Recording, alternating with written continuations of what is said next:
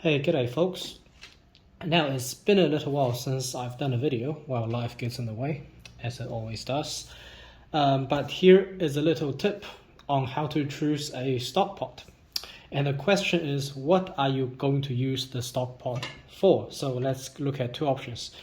Option number one, you are only going to use it for stock or boiling water, basically. Okay.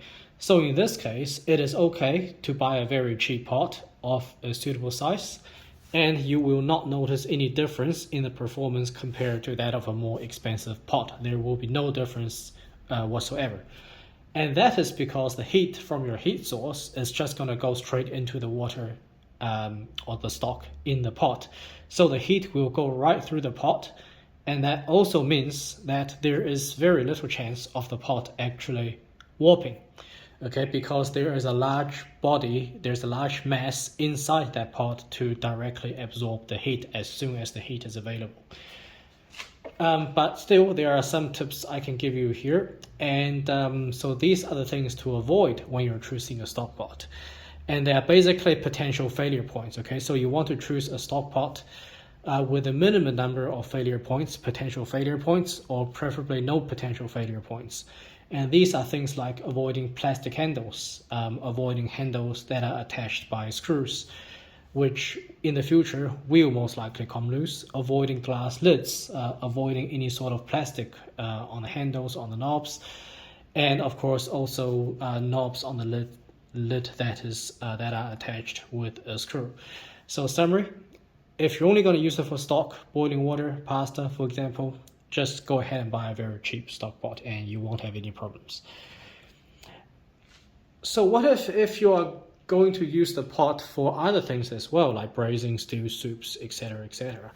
Now in this case, you actually want a more premium pot, and more specifically, or more importantly, a pot with a heavier and thicker bottom. And that's because these types of recipes typically start with searing the meat or sweating the vegetables, okay? And in order to do that, you need a thick bottom that has a lot of thermal mass that is going to hold the heat, and that doesn't cause a massive drop in temperature when you put in your meat for searing. So the meat will sear instead of the meats will start steaming. Now at this point you may ask, well, should I get a fully cladded pan or should I get a disc bottom pan?